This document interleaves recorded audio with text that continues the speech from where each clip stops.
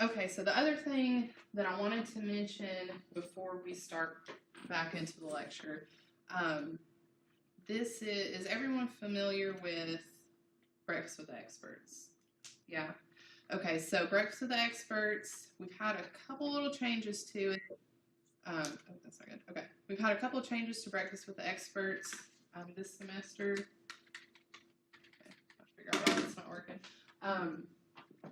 It used to be Tuesdays at 8:15, but because undergraduate students are now required to go as part of one of their courses they have to take, we're expecting at least 90 students now because of our undergraduate students. So we had to move it because anybody who's been to 116 knows we cannot hold 90 students in there plus everyone else. So it's going to be in Brown 206, I believe. It's either 205 or 206. Luckily, hopefully they're right there together. And it's going to be Wednesday mornings. So we're changing it to Wednesday mornings. If you have a conflict, let me know. Since I'm off Tuesdays, I'll have to work every single week. Shoot me an email, remind me, and we will enroll you in the online option. Or actually, if you have a conflict and cannot make it, you can email hsmpbreakfast@etsu.edu with your e-number and your name, and we'll put you in the course section. But the only reasons that you should be enrolled in the online section is if you're an online student, or you have a class or work conflict like Rachel. So just make sure the volume's getting me. What's that email again? It's in your syllabus, but it's hsmpbreakfast@etsu.edu. So just send that, and they'll get you enrolled in the D2L section and send you the email with all the specifications and everything. So any other questions before we get started? Yeah. Okay, I would just like you, because a lot of things have been going through my mind. Could you just summarize what this thing is about? The class? The class? Oh, okay, yeah. So, and I know that I have a very thick accent, especially when I get to talking a lot. So if you can't understand anything, I always tell my undergraduate students, like, population house is fine. yeah, so you know. So my vision for this class is, it's the basics of what it is to be healthcare accounting and finance. So if you have a background in accounting and finance, you definitely got an edge up. There's going to be a lot of math and calculations involved in this, especially with your homeworks. But I view my job with this class to give you a basic foundation to be able to go into the workforce or go into your internship or go on to graduate school or, further your education and be able to at least understand the concepts of finance. So if somebody talks to you about what their ROI is, you can understand that that's a return on investment. I know how, and hey, I know how to calculate that because we talked about that in accounting and finance. We're going to go over a couple of different ratios that I encountered when I was in the field working that I think you should be familiar with and how to calculate those. So we'll do like productivity, we'll do days cash on hand, things like that later on in the course. But I just view the course as a mechanism to give you that foundation so that you can step into the workforce, be able to at least carry on the conversation and talk to somebody about finance.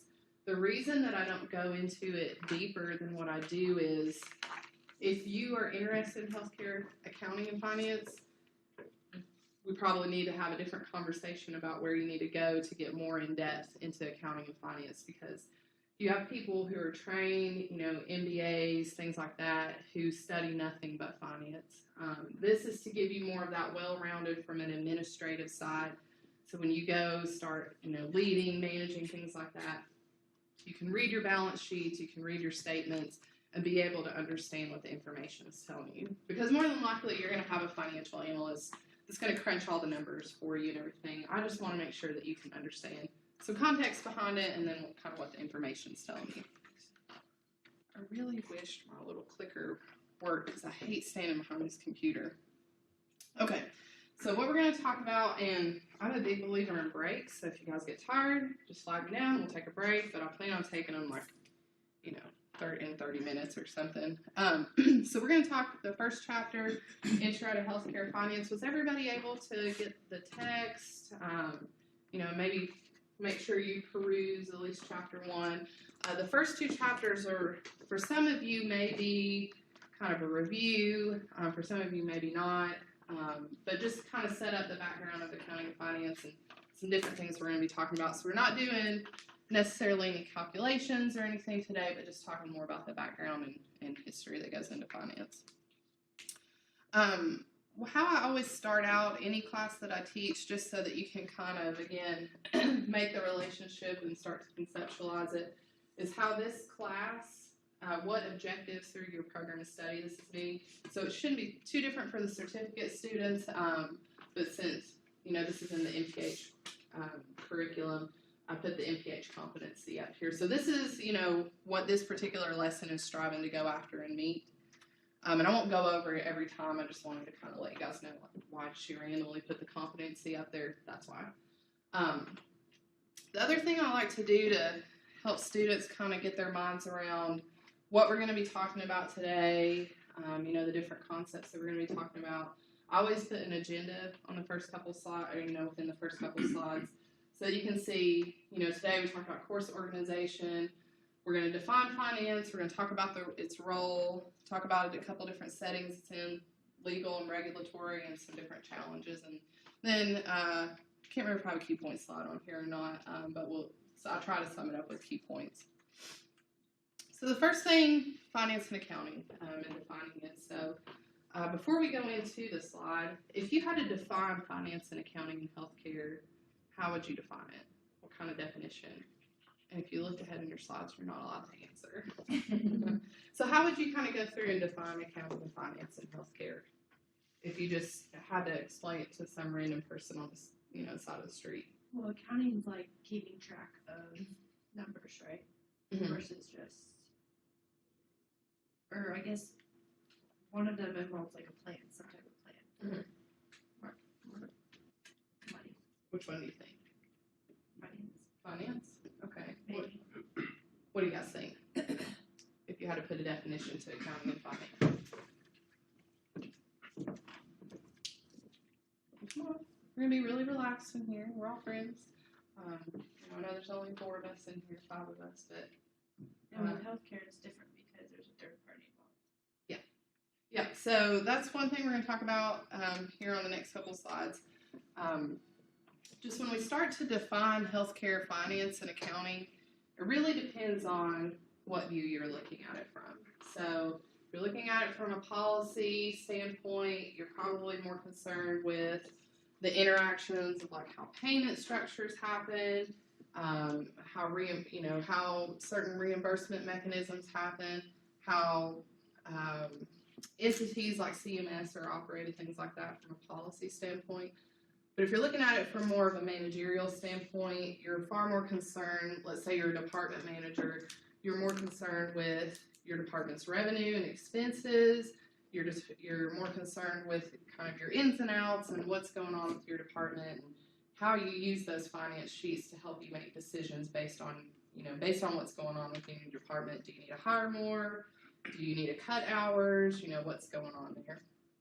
But healthcare accounting and finance, or healthcare finance, includes both accounting and financial management when we talk about healthcare organizations. And like Ashley said, why is it different than other services? So how and why is finance, particularly from a healthcare standpoint, different from, just regular finance? We have finance, and then once we put the term healthcare in front of it, what kind of makes that stand out, or what makes healthcare different? Just like any other organization, what sets healthcare apart from any other organization? What do we know about healthcare? It has a third party. Third party. Just remember, if you answer to, maybe speak up a little because of our recording. We have the integration of the third party payer in there. So if you're, out in a normal business structure, it's just you and the business, right, making a transaction. With healthcare, we have the introduction of this third party that kind of complicates things. And we'll talk about that in a second, just of how we have a little bit of information asymmetry, which causes us to have a little bit of moral hazard. But what's another reason that kind of sets healthcare apart from different services that we come in contact with?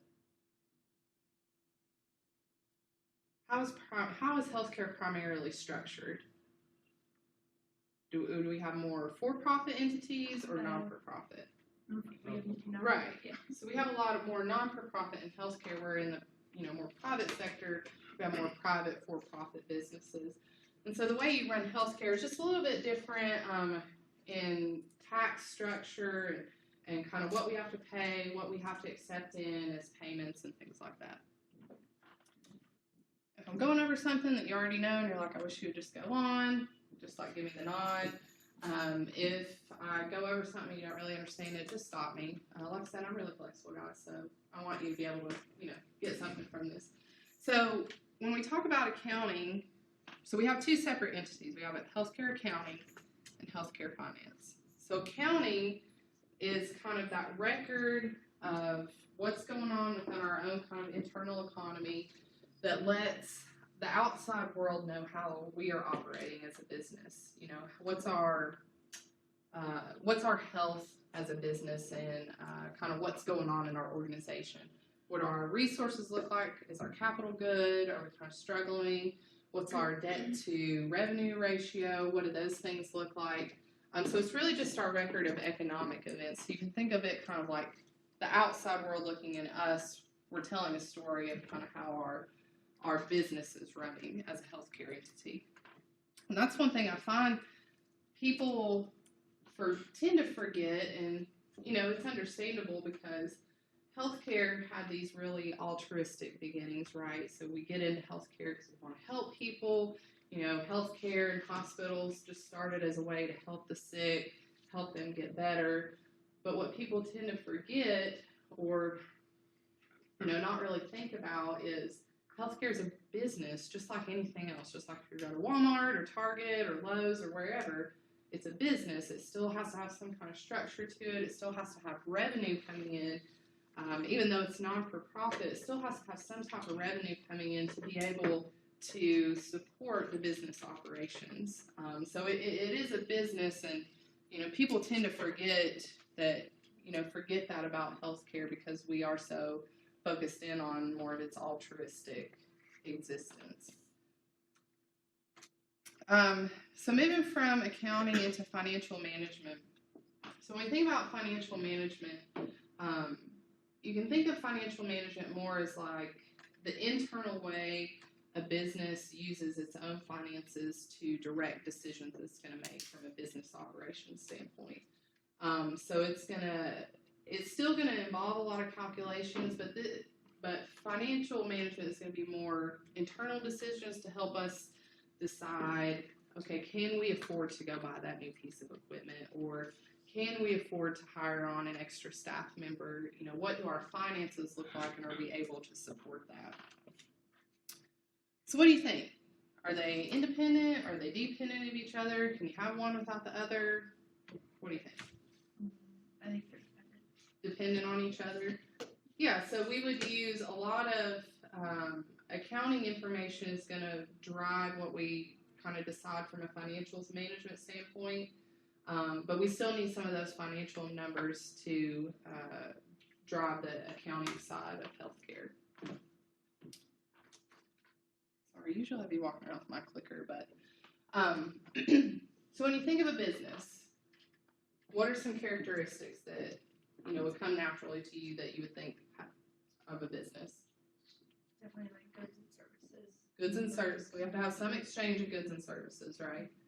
So I'm coming to you, I'm giving you money, and you're going to give me your 9 West glass case, right? So what else kind of characteristics do you think exist for a business?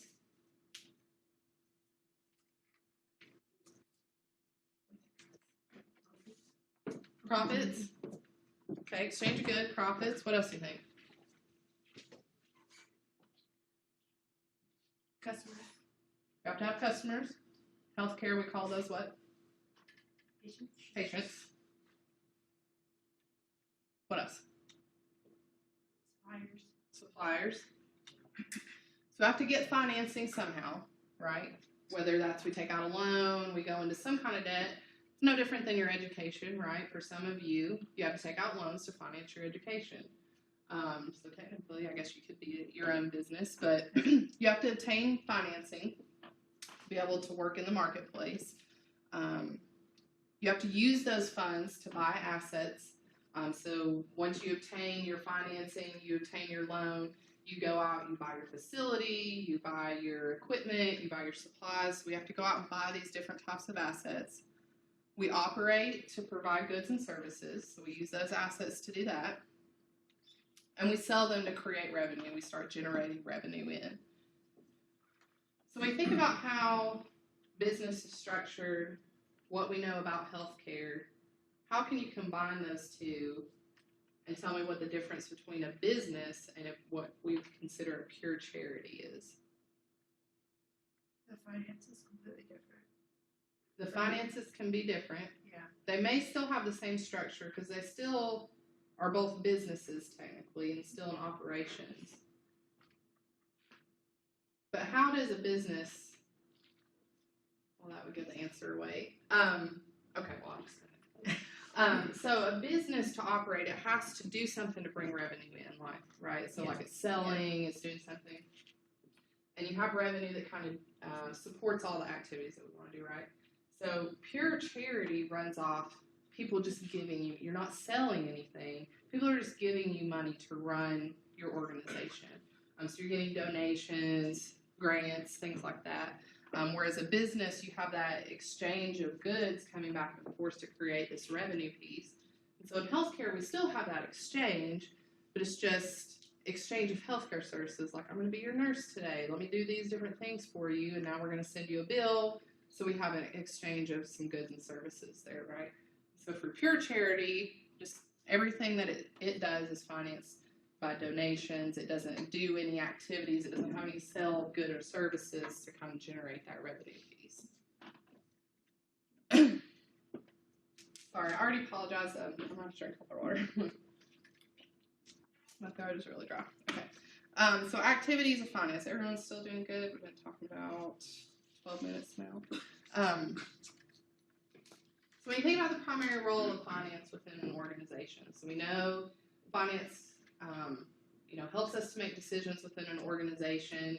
Kind of talked about the business, the structure of a business. So what would you think the primary role of finance would be? If we just take that finance piece, what would the primary role in an organization be? Almost like how to measure, almost like a way to measure success almost. Yeah, like how do we measure whether we're successful as a business or not?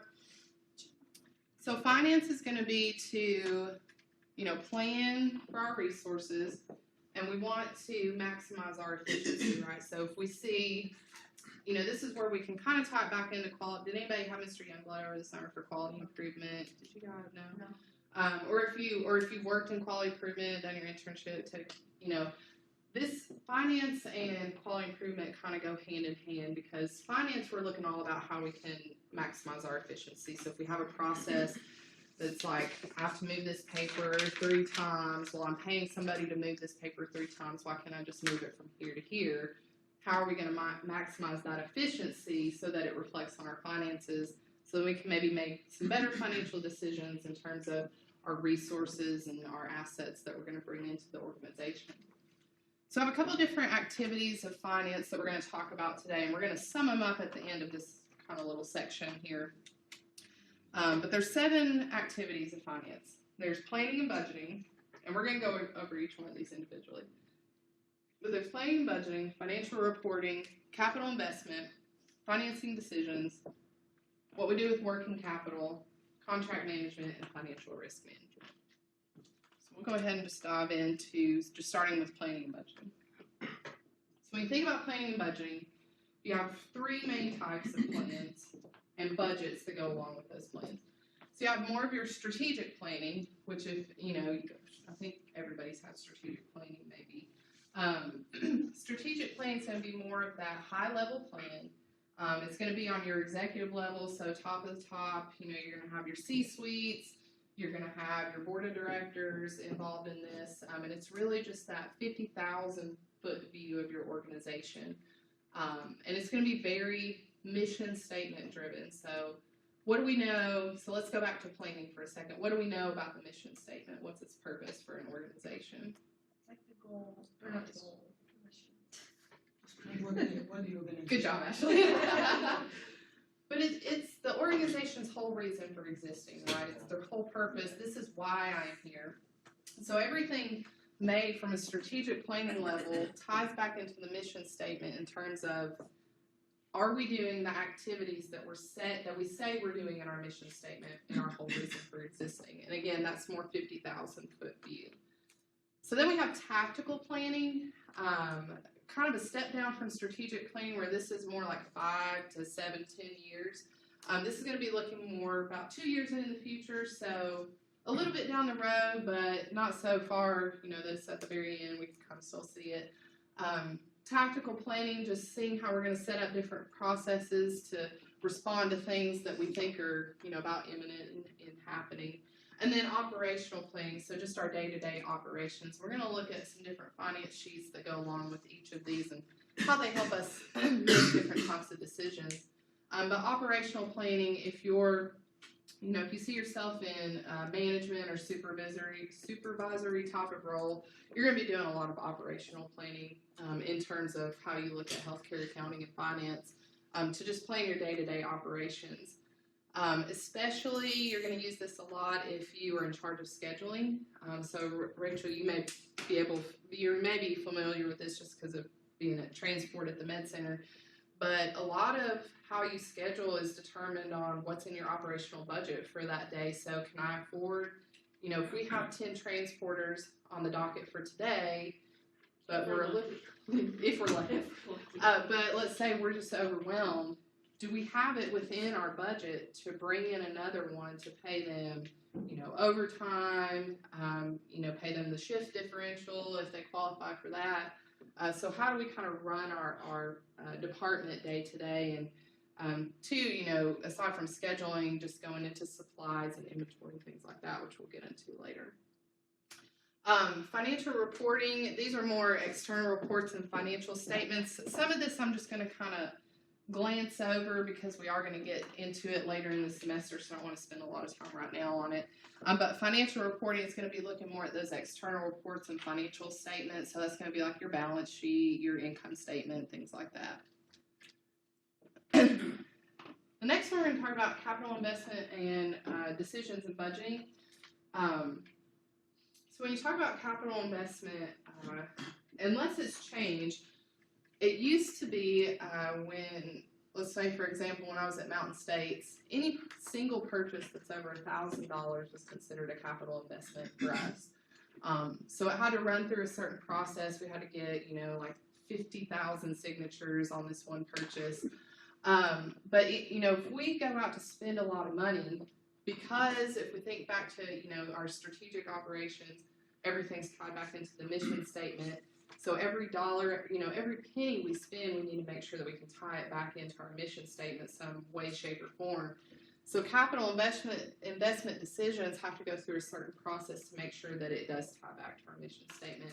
We are buying it for a purpose, not just because we're like, ooh, the newest CT scanner came out and we really want it. Can we tie it back into what our overall mission statement is? And is it a financially sound decision for us to make? So under capital investment, there's going to be two different type of budgets we're going to talk about. So one is operational budget, and one is capital budget. The operational budget, just what it sounds like. It's, do we have the money to operate, to do the things that we need to do to operate as a business? Again, we'll get into that. That'll be kind of the theme throughout the semester. And then capital budgeting, these are more long-term investments. So it's not anything that we're going to pay off in the next month. It's not something we can just swipe the charge card and pay it off in a month. These are things that are going to take us about 5 to 10 years probably to pay off or longer. So these things take a lot of introspective review on the organization's part because these are upwards of hundreds of thousands of dollars that we're about to spend on different things to bring into the organization. So you can assume there's a lot of debate here around, is this going to help us drive our mission statement, to drive us to achieve our vision statement, time back into strategic planning. So the example I have, it's really, really simplistic, but I hope it's relatable, one, and can get the point across to you. So how you can think about capital budgeting and operational budgeting, everybody's a college student or has been at one point in time, and everybody's had to go out and make a big purchase. So my example here is going to be, you have to go out and buy a car, right? Can't walk around Johnson City everywhere. You got to have a way to get around somewhere. So how you can think about the decisions that you make for capital investments when you look at your revenue and expenses. As a student, you have a job, so you make about $8,000. Scholarships and parents are more of your donations, so $2,000 each on those. And then you went into some debt, but only got about $2,000. All right, I wish that was true. So your total revenue coming in is about $14,000, right, for the year. So when you look at your expenses, how many wish tuition was still this much? Yeah, I wish tuition was still $7,000. So you have tuition and books combined. So tuition and books, $7,000. I want to go to that university. And then you have housing, so your rent, utilities, things. Transportation, obviously $0 right now because we're looking for a car. We don't have one. Food, and then entertainment. So our expenses are going to be about $12,400. So what kind of surplus does that give us? A little under $2,000, right? For surplus, about $1,600. So how do you use capital decision making? You take it's just as simple as, it sounds simple. It'll be more complex when you start looking at large financial sheets and you're dealing in millions of dollars. But you just take your net expenses or your net revenue minus your expenses. So we know that our net is $1,600. Our new car purchase, we went out, we shopped around, looked around. We know a new car is going to cost us about $1,500 or $15,000. Where decision making comes in is, the cost of the new asset that you want to buy. You know what your net is, so this is your pure profit revenue, right? You're not spending, you can save this or whatever you want to do with it. So do we have enough to justify buying this new asset or this new car? Does that kind of help to put this into some kind of context for you guys in terms of capital decision making? And like I said, we're going to touch on each one of these throughout the semester. I just wanted to bring them to the forefront so you can kind of be thinking about them and how they relate back. So finance decisions, we're going to be asking, how are we going to raise the capital? So we're going to have a price hike. Are we going to go out and do fundraising? We're going to apply for grants. How are we going to bring that money in to buy this capital that we deem necessary, that we need? Are we going to do short-term versus long-term borrowing? So are we going to do a short-term loan that's maybe repayable within 2 to 3 years? Are we going to take a more long-term loan for, maybe we have a purchase that's $200,000 and we want to pay that back over 5 to 10 years or 30 years? So do we get into whether it's going to be able to do it in the short term versus the long term? Now, what do you think the advantage is between each of these? I would personally rather pay it back in the short term, but what would be the interest? The interest, right? So pay it back in the short term, less interest, less money I have to pay back. But if I really need this equipment and I can't pay it back in the short term, I have no choice but to pay it back in the long term. Now, once we get into calculating ratios and stuff, we can talk about this a little bit more. It may be more beneficial to do the long-term borrowing because our return on investment is going to grow as we keep the machine. We can bring in more money, so maybe we are better to do a little bit of long-term borrowing. And then what's our payment going to look like? So those are all finance decisions that we have to think about. And then working capital management. This is going to be things like anything that we can offer up as collateral. So let's say we get down to the very bottom bucket of the money that we have. What can we put up for collateral? So we have inventory, we can sell that, liquidate that. We have accounts receivable, people owe us money, we can go out and start collecting on that. Any cash we have in hand. So it's any asset that we own that we can kind of quickly liquidate to bring in that extra cash for us to have on hand. Contract management. This is one we're going to talk about towards the end of the semester in the smushed up chapters. But how to negotiate and monitor compliance with different contracts, making sure that we get that lowest cost. This is a good skill if you're thinking about going into supply chain management or purchasing or anything like that. A skill that you're going to have in terms of how to negotiate rates, and you have to do a lot of research if you're going to go into a field like that or to a job like that, just because you have to be able to go out and research what's the going rate, what's our competitor getting this cost or this supply for, are we getting the best cost, and how can we kind of go out and negotiate those best rates. And then financial risk management. This is all out of the finance department, of course, but just controlling how much financial risk we take. So some investments are a little riskier than others. They may not play out like we thought they would. So financial risk management, I think some places call it decision support. Maybe so you may hear it called that. But the structure at a large organization like the Med Center or Mountain States Health Alliance, you'll have the CFO, so, in the C-suite with the CEO, the CNO, things like that. You have the CFO, which is the head of the department, usually over like your financial analyst, director of finance, things like that. You'll have your comptroller, who's over more of your accounting functions and how they manage the cash in and out. And then your treasurer, who makes those more borrowing decisions and investment decisions. Now, for smaller organizations, you'll have usually just the practice manager. But thinking about how, an organization like Mountain States is structured, and then maybe a smaller organization like State of Franklin Health Associates, very small practice, probably have, at least one practice manager, if not two. But why would it be harder for these smaller organizations to borrow money as compared to maybe some of these larger organizations? Assets, right? It's a bigger risk. Yeah. So these larger organizations have more capital and assets that they can put up for collateral. So, we just talked about that on the last slide. They have more that they can offer up in case something happens and they default on the loan. So organizations or businesses are more likely to lend out to them than maybe smaller organizations because they have less to offer up in terms of collateral. Let's see. Oh, my watch went dead. So we'll talk just a little bit about, going back to this previous slide, just talk a little bit more about how things are structured, just so that you can have an idea when you go into the hospital or the practice.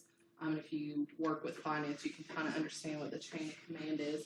So you have the chief financial officer. Under that is going to be the comptroller.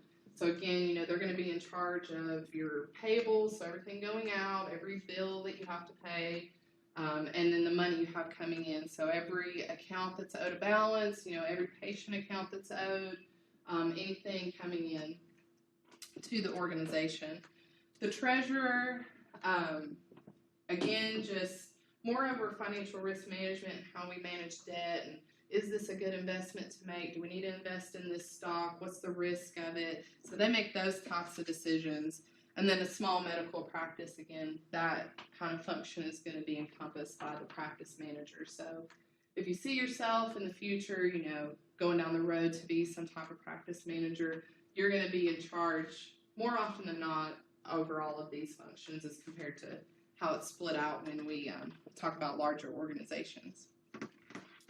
So to sum it up, so everything we just talked about in the last couple slides can really be summed up by what we call the 4 C's. So we have cost minimization, cash sufficiency, I don't know why I did these individually, capital access, and control. So just what it sounds like, what are our financial controls that we have in place to make sure that we can stay financially viable? How are we going to access capital, and how do we kind of make those decisions on borrowing and going into debt? Cash sufficiency, so more of that comptroller piece on watching the ins and outs. And then how do we, of course, this should be the top of everyone's list. How do we work to minimize those costs? Is that through some type of process improvement where we maximize efficiency, cut out waste? So how do we work to minimize that cost? But here's like the interactive part of class. So I wanted to see, so here's what we just talked about, the 7 activities of finance. If you had to kind of list them under one of these 4 C's, how would you start organizing them together? Where would you put planning and budgeting? Control or cost.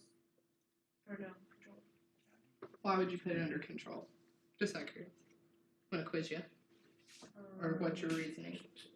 Just so you can plan how much is going in and out, control how much is going in and out. Okay. Everyone agree? Yeah. Sounds good. What about financial reporting? Where do you think it would go? Control. Maybe control. Maybe cash sufficiency. Yeah. Making sure that we have the finances there. Capital investment decisions. That one's pretty easy, right? Financing decisions. What do you think? Maybe and under pretty much any one of these, I would think it would fit. Working capital management. Probably capital access, right? I think. Contract. What about contract management? What do you think about contract management? Where do you think it would go? Maybe a little bit of all of them. Why? What do you mean by contract? Like with other people? Yeah, so we have contracts in place for a certain, like we're going to pay X amount of dollars for this widget that we're going to bring into the hospital. Yeah, so maybe all. All of them? Why? Why would you think it would fit under each one? Because you definitely want to manage like the cost, how much minimization you can spend. Mm-hmm. You need to know how much cash you have available, how much capital access you have, and how to control it. That's good. Yeah. There's no really right or wrong Okay. answer. Good job. I'm just gonna remember that. So And then financial risk management. What do you think? Cost minimization. Cost minimization. Yeah. How do we drive out waste and make things flow more efficiently? Can we take on financial risk? So maybe under capital access a little. Can we afford to take on this capital, and what's the return going to come be? Okay, so my watchdog. So we've been talking about 30 minutes. Do you guys want to take another break? Do you want to keep going and push through? Okay. So we're going to pick up with health service settings. So we've talked a lot about just kind of what the difference is in accounting and finance, the 7 different functions, and how they can be summed up by the 4 C's, which are what? cost, capital, Control. Cash. Cash.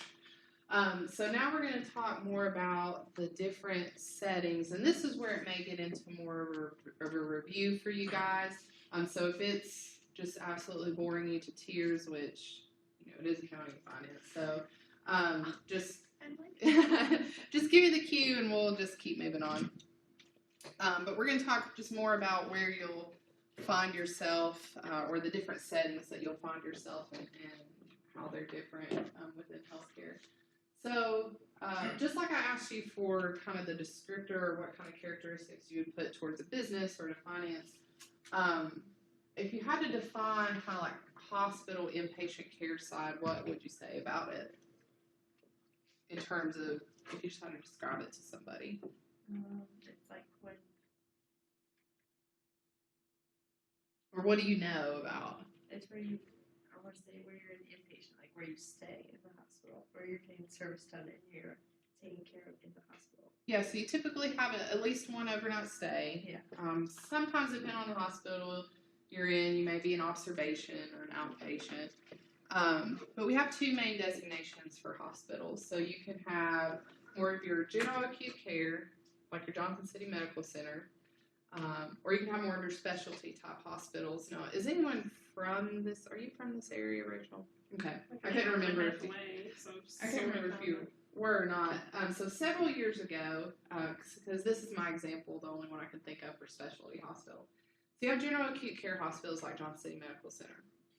Several years ago, Mountain States Health Alliance had a hospital called Johnson City Specialty Hospital. It was down kind of towards downtown area, back on where Scratch Pizza and all that stuff's at. Johnson City Specialty was strictly a labor and delivery hospital. So still a hospital, but more of that specialty type hospital where they just did labor and delivery, where medical center does, your gamut of things. You have surgery, labor and delivery, inpatient or med surge. You have neuro. I mean, it's all over the place. So you have two main designations you can have as a hospital: general acute specialty. Other specialties you may have: Woodridge. That's a specialty hospital for behavioral health. You can have hospitals that are set up just as like emergency type departments, more of your like ambulatory care centers. You can have like ortho hospitals, you can have neuro hospitals, so generally fall into two main designations. Wait, just so for like an acute care, you can have specialty services, but it's not called a specialty hospital. Correct. Okay. Yeah, you can have the specialty services within a hospital. Like, I'm trying to think of one. My husband's a flight nurse, and so he transports patients a lot. He takes burn patients to a specialty hospital in Nashville. Even though Yeah. be specialty care somewhere. Yeah, so they're going to get more intensive. Like, if you are a burn hospital, like if you take care of burn patients, that's all you do. You focus in. So they're going to be the industry experts. Whereas you get good care at an acute care hospital, but they have a wide array of focus. Where specialty, they're in on one certain thing, right? So out of the two main designations, general and acute, you're going to have three different types of categories. You're going to have your non-for-profit, which are 60% of all of your hospitals are going to be non-for-profit. Your investor-owned, which are going to be, so out of all the hospitals that exist, let me back up just a second. Out of all the hospitals that exist, actually 80% are going to be non-for-profit. Out of those, 20% are going to be private hospitals that are investor-owned. And then you're going to have the remaining percent are going to be your government, like military-type hospitals, which, somebody give me an example of that one. The VA. Yeah, we have one right across the street. So this is going to be like your John Reed Medical Center, your Mountain Home Medical Center, any government type entities that are ran by the United States government. And then you have your investor owned, which are 20% of all private hospitals, and then your non-for-profit hospitals. Oh, okay. I don't know what happened here.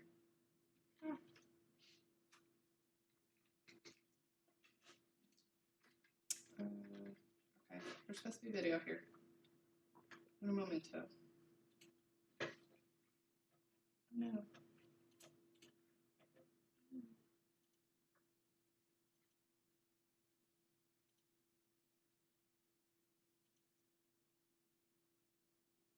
I don't know why it's not playing. Sorry, give me 1 second. There.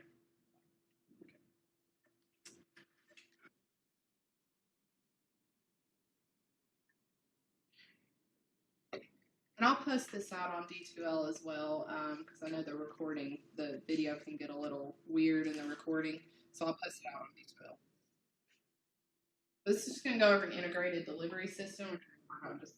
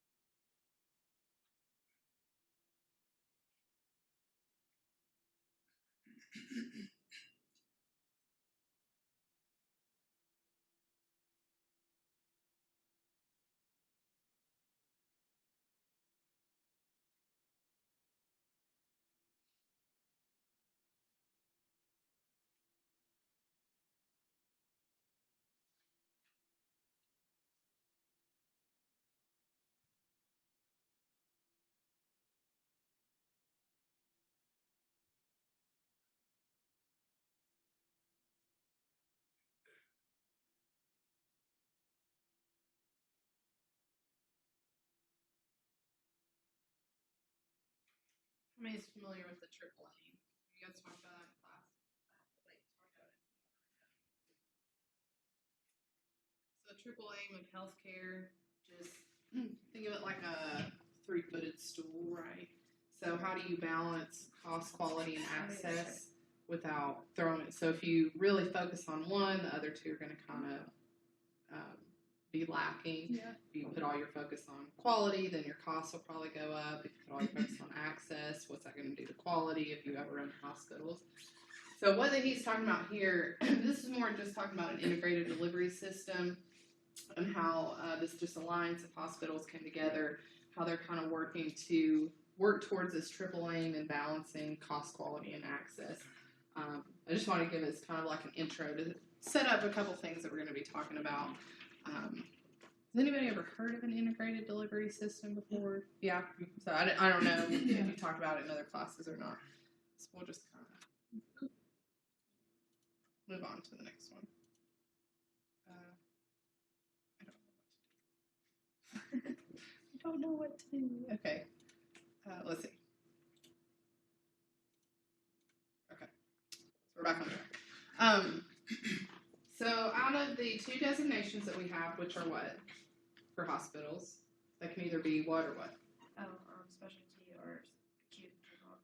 Specialty or acute. We have a couple of different settings that you're going to find yourself in if you go into healthcare. Now, not everybody, that goes through and gets their MPH ends up in healthcare. That's fine. Some do, and then find other avenues. But if you find yourself in healthcare, find yourself in a leadership position, you're going to find yourself in one of these couple of different settings. So you're going to have your hospital, the one everybody's familiar with, your hospital, your inpatient care, like the Johnson City Medical Center, your Franklin Woods Hospital. You could be in an ambulatory care center. What are some examples of ambulatory care centers? Like physical therapy rehabs. Rehabs. What else? Walk-in clinic. Like a walk-in clinic, like a first aid, or like a first assist. Any others you can think of? Your primary care. Primary Or care. your physician, I guess. Same-day surgery centers. We have one right here down by the post office on State of Franklin. Same-day surgery center there. So you have, you can have clinics, you can have practices, your urgent care, outpatient surgical centers. Ambulatory, just ambulate. You're able to get up, you're able to walk, you're able to move. So anywhere that you can kind of get up and walk out same day is more outpatient. Inpatient, you may require a little bit more intensive care that requires a couple of nights stay in a hospital. What do you think? Ambulatory, based on everything you've learned in class or what you know about kind of the environment of healthcare right now, what do you think? Is ambulatory care centers, is that type of industry on the incline, the decline? Why or why not? Or what do you think? It's definitely increasing, right? Increasing? Why do you think so? Because I think it has to do with costs. Cost is a big driver. Setting up like a big centers is quite difficult. It's huge, and people run at a loss, especially with the use of emergency services. Yeah, so go back to the 4 C's. One thing we want to do is cost minimization, right? So ambulatory care centers definitely on the incline, mainly because of cost. We have advancements in health, in like just in technology. Thank you, and just like recovery time in general for our patients. So my example is, when my mother was pregnant and had me, she spent a week in the hospital. When I was pregnant and had my daughter, I spent one night in the hospital because technology is just advanced to the point where we're able to put into place some better practices to get our patients in and out quicker so they can get on with life.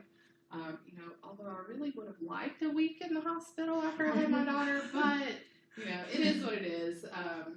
Dang it. So ambulatory care on the incline, and just because we're trying to be smarter about money, we're trying to essentially, if you've been through quality improvement or familiar with quality improvement, we're essentially trying to do more with less. So we, if you spend any amount of time in the healthcare field, we continually have less resources, less money, and we're asked to do more. So ambulatory care centers kind of came about because we're looking at how to minimize costs, reduce waste, and mainly too because of patient preference, right? Nobody really wants to go to the hospital and stay.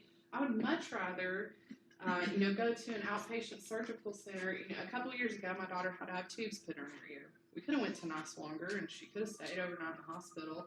But I chose to go to an outpatient surgical center because I wanted her out the same day. I wanted her home where she's comfortable and I can take care of her, and she doesn't have monitors around beeping. And I felt confident enough in the surgical center and their abilities to kind of get me what I was looking for in terms of how I wanted to care for her after she had that done. So patient preference, a big driver there as well. Long-term care, another setting you're going to find yourself in. So these are more like your nursing homes, your rehabs, mental health facilities, where you're going to, you have an extended amount of time. Maybe you don't need the services of a hospital or the specialties of a hospital per se, but you still need maybe a little more intense care, especially with your geriatric populations. They need more people around to help them out. Rehab too, if you're trying to get back on your, after a surgery or car accident or something, trying to get back to functioning. But what do you think, what's really the primary concern? I kind of just hinted to it, but what's the primary concern of long-term care facilities? This kind of goes back, relates into some other classes that you've had. I'm just doing a quick gut check to see if you're really paying attention. Sometimes like reimbursement too. Not from think of it not from a financial standpoint. What's the main? Well, the patient preference type thing that we were just talking about. To reduce like staying in hospital. Yeah, to reduce staying. So their primary concern to go along with that is their ADLs, right? So your activities of daily living. Their primary concern is to get you back to where you can do your ADLs. Live on your own. Yeah, it's where you can be independent, functioning, as much as necessary, kind of out on your own.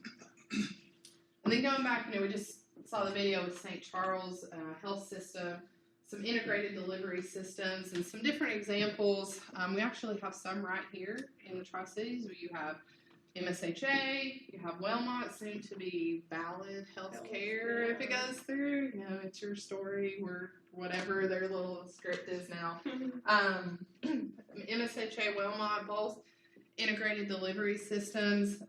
If you travel down to Knoxville, you have Tenova in Knoxville area. In North Carolina, you have Mission. So all integrated delivery systems. Several systems come together to kind of work as one organism to deliver healthcare services. Single organizations sometimes can be integrated delivery systems. They just have to offer a broad range of healthcare services in kind of, like I said, this more unified manner where we're just kind of coalescing around one goal and just working as one. So you may have a single organization that has, bought up, if you have a hospital, you may have a hospital that's bought up a nursing home, that may bought up a rehab facility, mental health, insurance company, and urgent care facility. So that would be more of like your integrated delivery system for a single organization.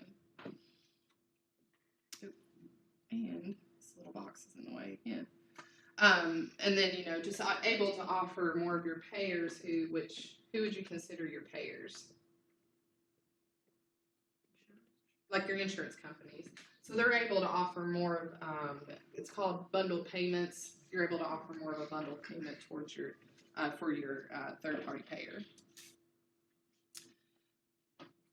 So in business as a whole, and we've kind of talked about this already, but as business as a whole, it's mostly investor-owned, right? So we're more for-profit. You can buy shares, you can buy stocks, you get dividends off of what's going on. But I think it was Ashley maybe that said towards the beginning of class, the thing that sets healthcare apart is healthcare, you're not going to find a lot of investor-owned. You're going to find mostly non-for-profit. So we're not beholden to shareholders. We're not beholden to like paying out dividends or meeting stock, paying out stock dividends or reporting to stockholders or things like that. But how much do you think this influences how you practice as a business in healthcare? Now, this is not to say that there are not any investor-owned hospitals. There are. You have, I don't know if anybody keeps up with the news, but you have one of the largest ones in the country, Community Health Systems, right out of Nashville, investor-owned. You have one in Florida, and the name escapes me. I'll think of it in a second. So there are some investor-owned, but more what you're going to find is your not-for-profit. So how much do you think that influences kind of how you practice healthcare finance? I think like the decision making is different because if you're not, you don't have like a big interest group or whatever that you have to refer to, you make your own decisions.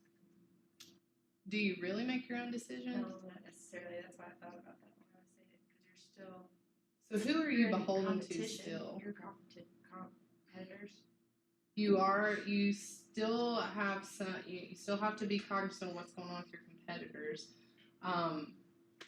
But think about how non-for-profits are set up. Who is really a non-for-profit industry kind of beholden to? Or who are they really responsible to?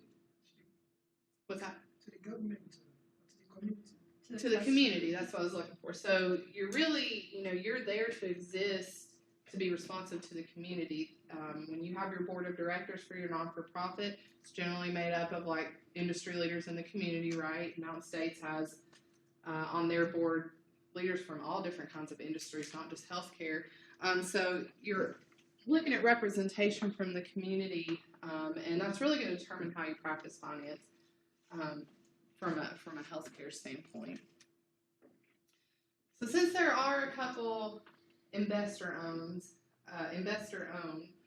we're not going to spend too much time talking about investor-owned organizations through the semester, but I want to go ahead and kind of give you this perspective, or at least give you the background information. So investor-owned corporations, you purchase stock in the company, so you own just a part of the company, and your ROI, or your return on investment, comes as either capital gains that you receive as a stockholder or dividends.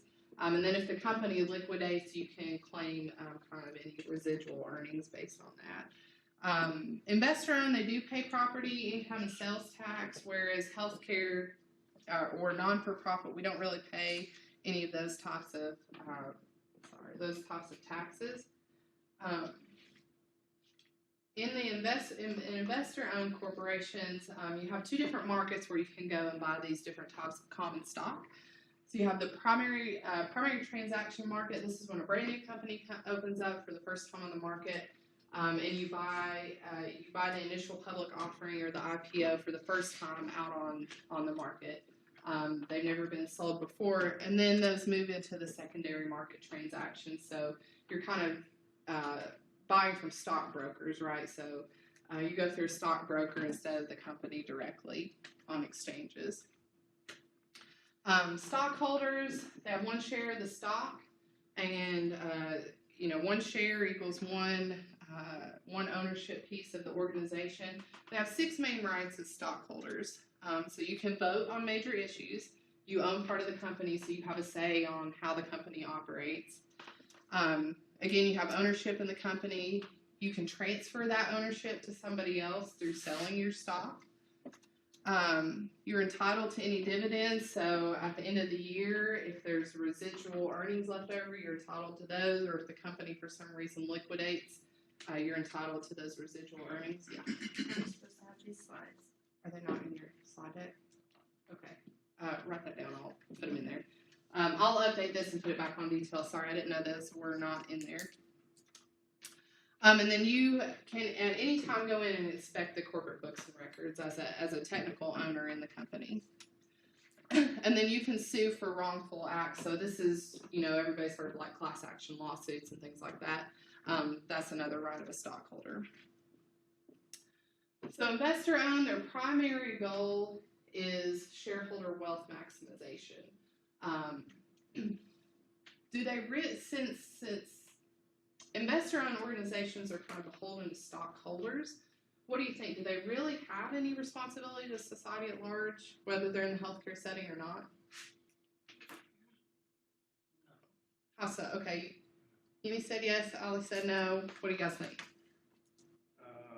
I think they try to make the organization better, people try to do a better job, but the ultimate goal is so they can stay in business. Mhm. So Right, their ultimate goal is this, right? yeah, Shareholder wealth. That's why I'm here. I'm an investor owned. My job is to pay you out they're dividends. doing the right thing, but for the wrong reason. So yes, they will do good. They try to make the organization very good, Mhm. improve the but not really for the sake of the sake.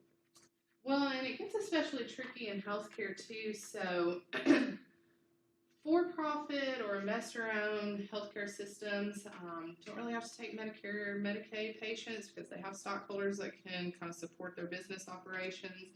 So, are they really beholden to those types of government regulations from a CMS standpoint? I don't know. If they go after accreditation from Joint Commission, yeah. It's very rare that you'll find healthcare organizations that don't take funding from CMS. But we hope everybody behaves ethically, but there may be, there may be incentive there to not. I'm not going to say one way or another, but it is part of one of your ethical case studies, so just be on the lookout for that. So not-for-profit corporations, again, tax exempt, or you may hear them called a 501c3 or C4. They don't have any shareholders, and they're exempt from paying all kinds of these different taxes.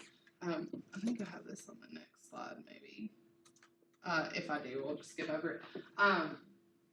But there's been some debate going back and forth on whether that a lot of money is lost here, right, from non-for-profit, since that's the majority of the healthcare industry, not having to pay property taxes. So there's been some debate back and forth on whether they should be required to pay property taxes or income taxes or sales taxes. What do you guys think? Should they have to pay taxes? Should they not have to pay taxes?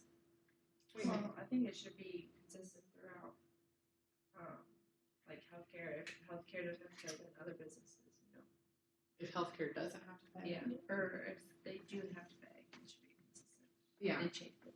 That's just my opinion.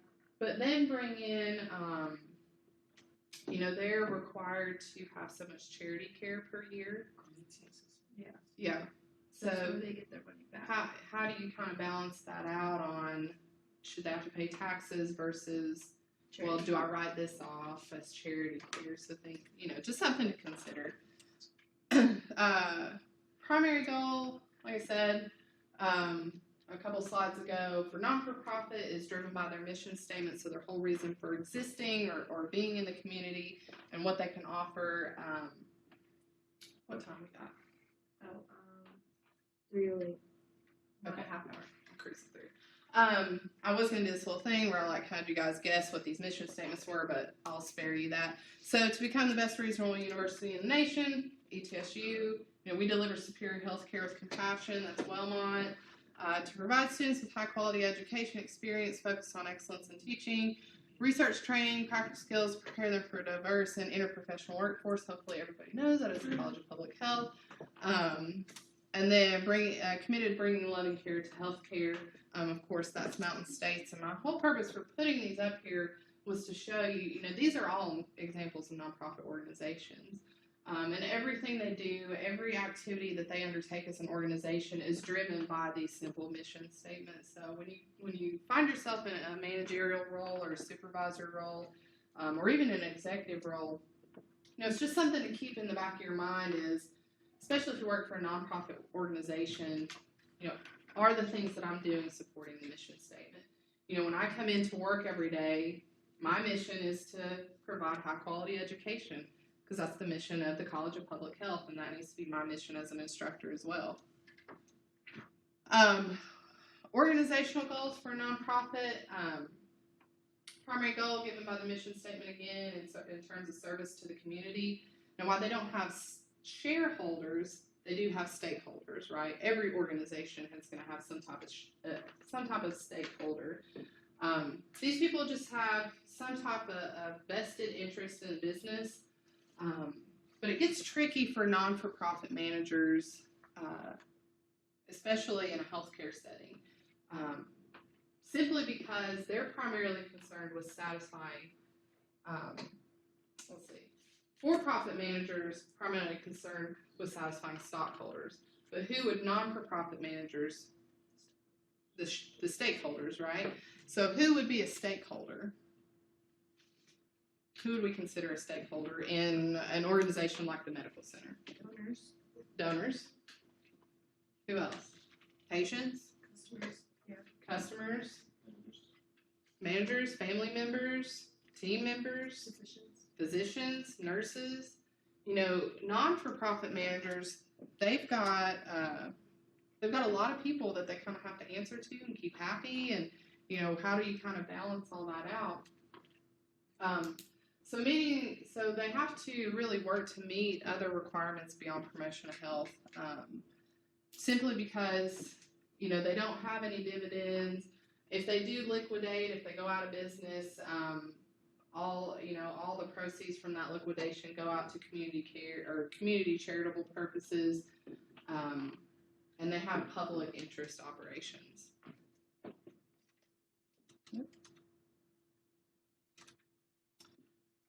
So we talked about, you know, donations for tax purposes to a non-for-profit, just like charity care. So patient comes in, can't pay their bills. Sometimes the healthcare organizations can write that off as charity care. So can donations. They can be written off. Now non-for-profits do have to pay certain types of taxes, and any donations to that organization can be written off on their taxes. But again, you know, like I just said, I won't make you guys kind of go through the question and answer thing again, but why can non-for-profits, managers kind of be put in this more precarious situation? Just because they do have a lot of shareholders stakeholders, that they have to answer to. So they have a lot of people that they have to keep happy and answer to. Kind of how do you balance that? Whereas in a for-profit, you know, the only person you really have to be concerned about is the stockholder, right? Or the shareholder.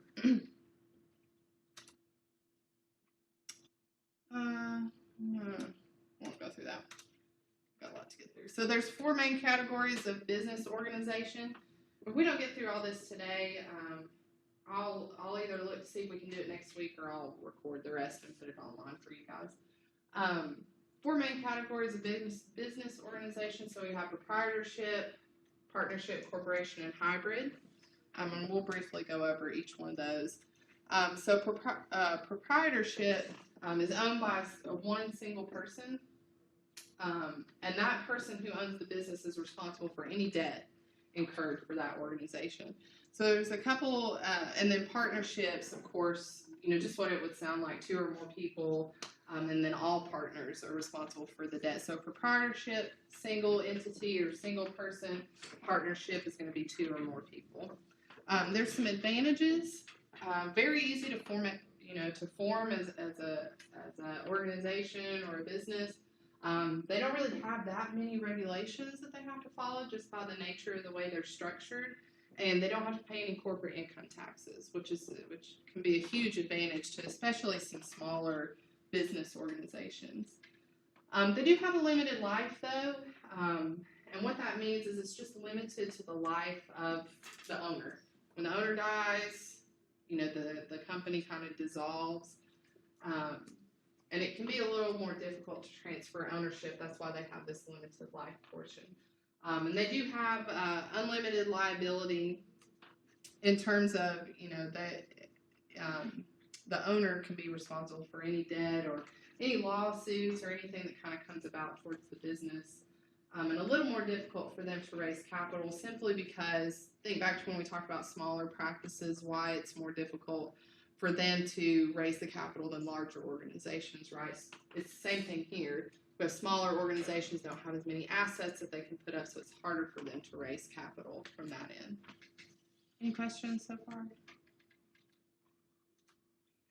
Corporation, owned by shareholders, so we're back in, you know, dealing with stocks and stock exchanges. Company itself is legally liable, so the advantage here, the person is not liable, the company is the one that's liable. Advantages here, unlimited life. So just the opposite of what we talked about, the company can go on after the original owner passes away, because you do have a little easier time transferring ownership. And then disadvantages, the cost of formation, I had the figure and I just forgot it, but it's quite expensive to kind of go through and go through a corporation and kind of incorporate as an organization. It's a little bit disadvantaged there. Plus, you have to pay an annual corporation fee, which can get a little bit expensive. And then you do have to pay double and sometimes triple the taxation rates because you pay taxes on your employees and then you have to turn around and pay another tax on them again. So you're kind of hit with the double whammy there in terms of taxation. Hybrid forms, how you can kind of combine proprietorship, partnership, corporation together.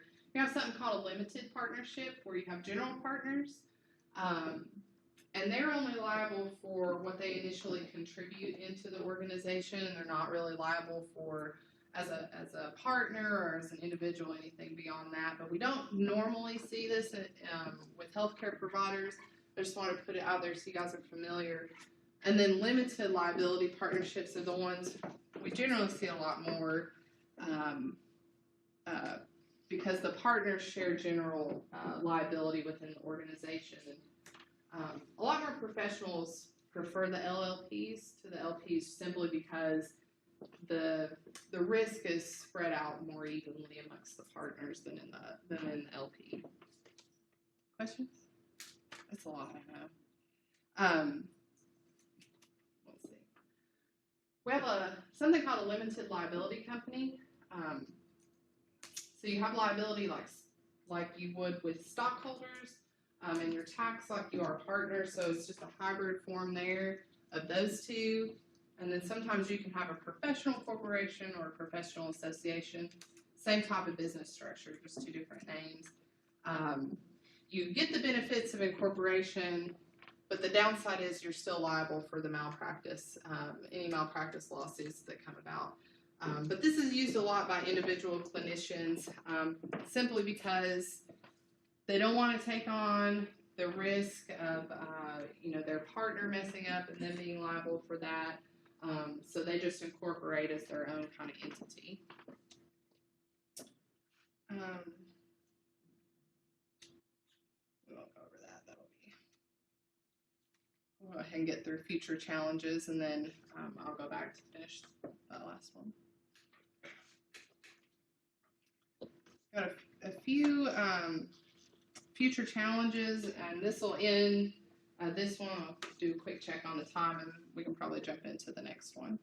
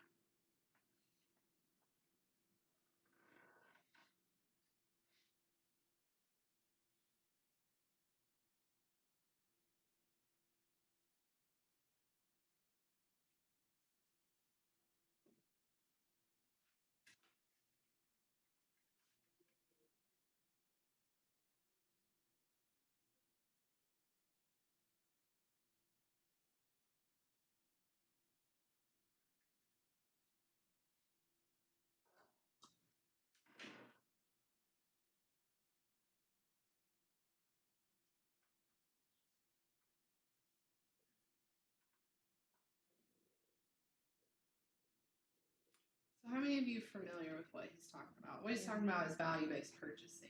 And I stopped it here because we're going to talk about it within the next slide, like the next slide deck. So value-based purchasing, one of the big initiatives that came out from the Affordable Care Act, it's completely turned the way that we get reimbursed. The way we were traditionally used to getting reimbursed, it's just completely flipped it for us. And so we're trying to catch up and we're trying to adapt as a healthcare organization. We've had some growing pains. But that's what he was talking about is, is one of the greatest challenges that kind of face us as healthcare leaders, especially those in finance, is learning how to be adaptable to this value-based purchasing model that we're going to be seeing or that we're already seeing.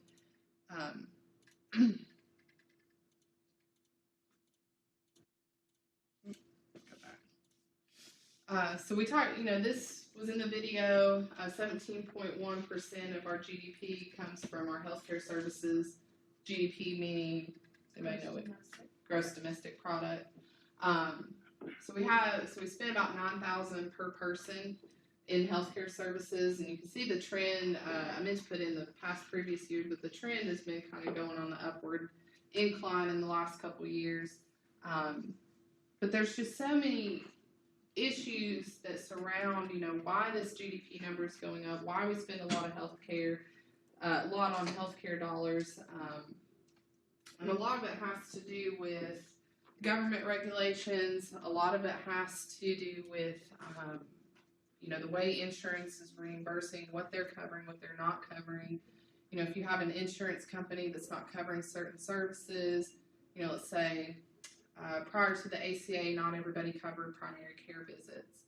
So people weren't going in and getting primary care visits. So if they had some kind of ailment or some kind of sickness that was wrong with them, they would wait till they got sicker and sicker and sicker. And now they need to go to the emergency room, which is $300 just to sit down on the bed. So a lot of issues are just surrounding the reason why we see this GDP number continue to climb. ACHE, the American College of Healthcare Executives, same thing that he was just talking about, but financial concerns center around Medicare, Medicaid reimbursement. We'll get into that within the next slide, or the next slide deck, because this involves and revolves all around value-based purchasing and how we get reimbursed as an organization. And same thing with HFMA, the Healthcare Financial Management Association.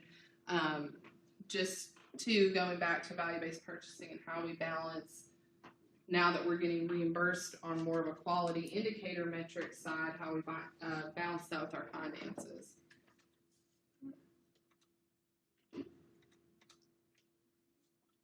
And then impact of healthcare reform, which I'm sure you've never heard in any one of your classes ever, the impact of healthcare reform on the healthcare field. But we're seeing a lot more of these accountable care organizations come out. One thing that's been very interesting, at least to me, to see happen is the industry consolidation. So we've seen a huge uptick in mergers within the last couple of years. Hospital systems coming together. We have one here in our own area. It's going to be kind of interesting to watch. Mountain States and Wellmont kind of combined. They're doing what they need to do to survive in today's healthcare environment. And the big push that's been put on population health, so soon healthcare organizations not only are going to be responsible for the health care outcomes of their patients, but the healthcare outcomes of their community. So what it's trying to do is push healthcare organizations into doing more community outreach, more community programs to create these healthier communities, so they're going to start being reimbursed based on what's going on with their community population as well.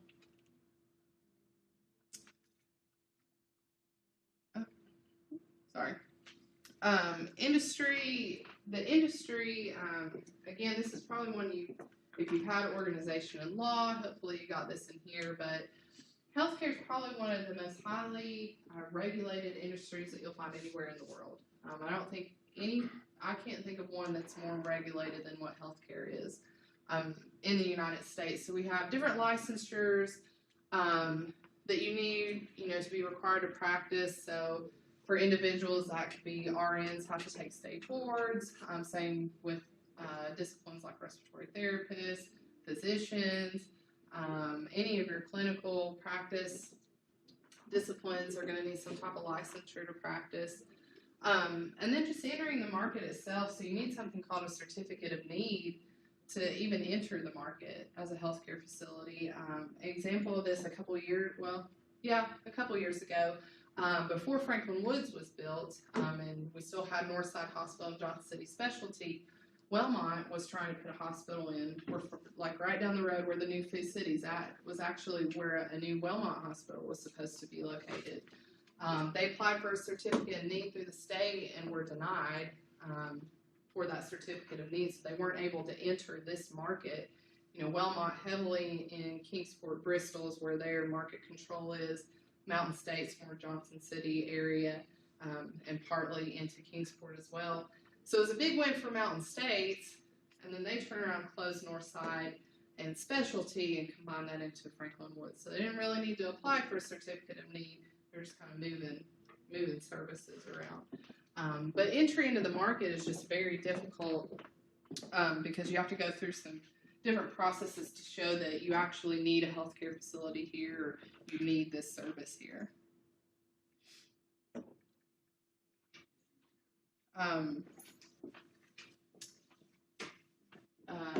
Different, and again, you know, just going back to state regulations, federal regulations, you have different things that can kind of hinder you as an organization. So you have, you know, your HIPAA laws, everybody's familiar with that. Ratios is another thing that you need to be familiar with, especially if you're going to have plans to managing a department, especially clinical type departments. Ratios talking more about if you're in critical care services or like an ICU, you have to have one nurse for every 2 patients. You have to stay in ratio. So how does that affect your budgeting? How does that affect your staffing? You know, and how do you kind of manage around that? Sorry, normally I'd have my clicker. I hate walking back and forward. So I'm trying to get through the rest of this. I didn't think there was that much in the slide.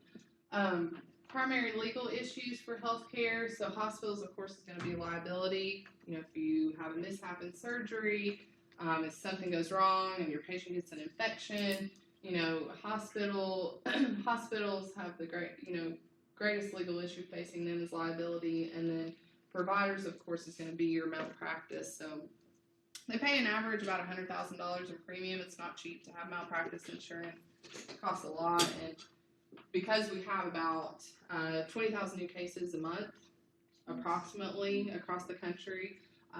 Malpractice? With malpractice. And a lot of now not all of those go to court, or not all of those are awarded. Some are kind of thrown out for, you know, because they're frivolous. But the average award of those that are awarded, they usually settle out of court. You don't really see a lot that go into court and kind of have that legal battle. But average award is about $300,000. So you can see why the average premium is $100,000.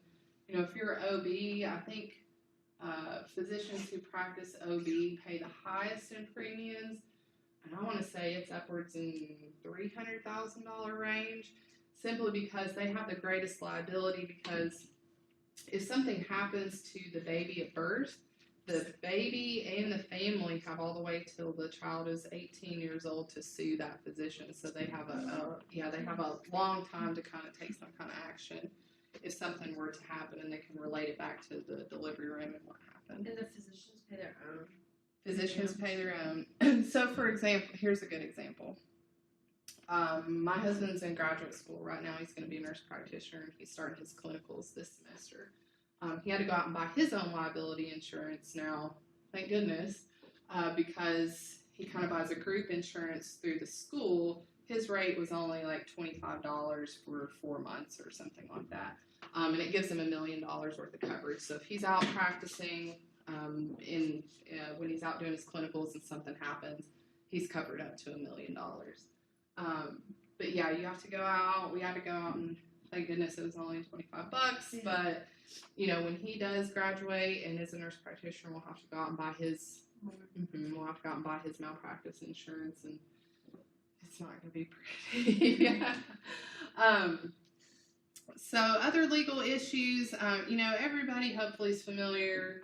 If you're not, we can certainly talk about it quickly. But the issues around Mountain States and Wellmont, and why people kind of are opposed to it. If you follow our Facebook page for the department, we just posted an article about this not too long ago, with the merger not going through like it was expected, and then you had entities like Harvard, Vanderbilt, places like that writing a letter of no support for the merger because they're afraid it's going to build this antitrust. So what they're afraid of is that we're not going to have any option for healthcare in this area.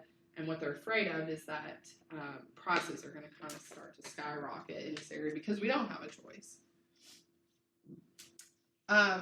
So usually this is kind of how I wrap up each one of the lectures. How are we doing on time?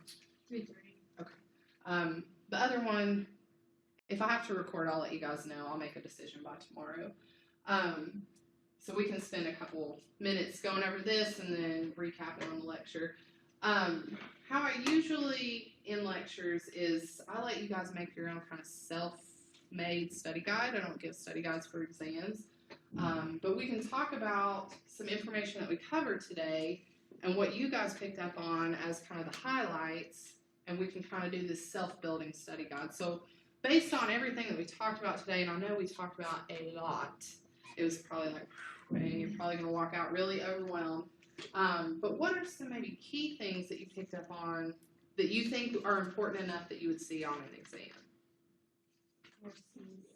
The 4 C's. Is that what you said? Yeah. The 4 C's. And maybe how the 7 finance activities relate into that.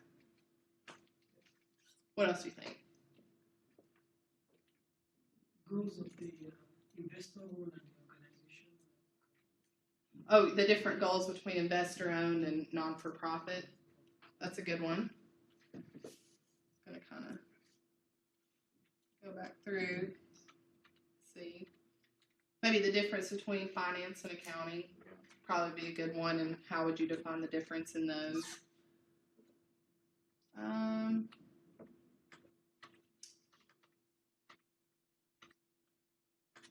See, I know this part is not like really exciting because we're not really doing anything, but it's important to kind of give you this background before we dive in, so you can have some general context of a couple things we're going to be talking about.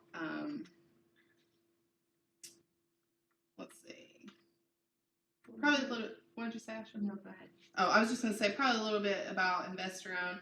Like I said, we're not going to talk about them much throughout the semester, so that's why I spent a little more time than I normally would here, because this is probably one of the only times I'm going to reference investor-owned throughout the semester.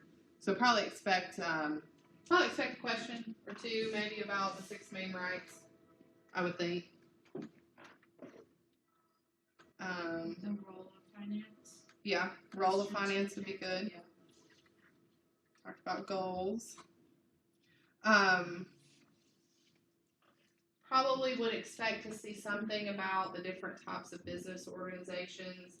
So we talked about partnership and proprietorship, where proprietorship is one single person, partnership is 2 or more people, and just the different advantages and different advantages and different disadvantages. I'll get it right in just a second. That go along with each one of those, and corporation, and then kind of how we brought the LPs and the LLPs and the LLCs and what all the other acronyms are. You know, healthcare they're like the military, they love acronyms. So what the different kind of hybrid forms are that come together. And then just being able, you should be able to pull on what you've learned in other classes, and you just make an educated, insightful summary of why you think, what are some challenges that you think, so we know we're expecting a nursing shortage is one that I can think of, right? So how's that going to affect us from a financial standpoint? Now that everyone through the Affordable Care Act is required to have health insurance, how is that going to affect us from a health administrator standpoint and a financial standpoint in terms of utilization of services?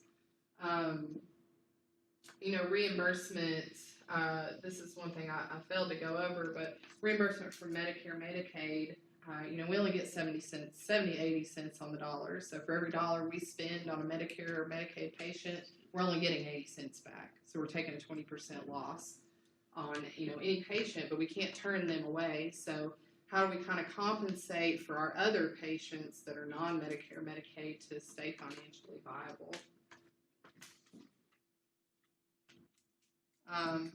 Certificate of need, probably would know that, but you guys should know that.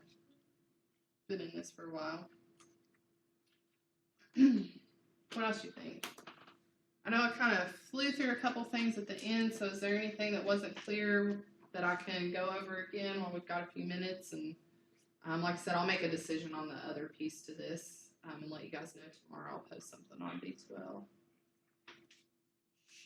Shareholder and stockholder, what do you say?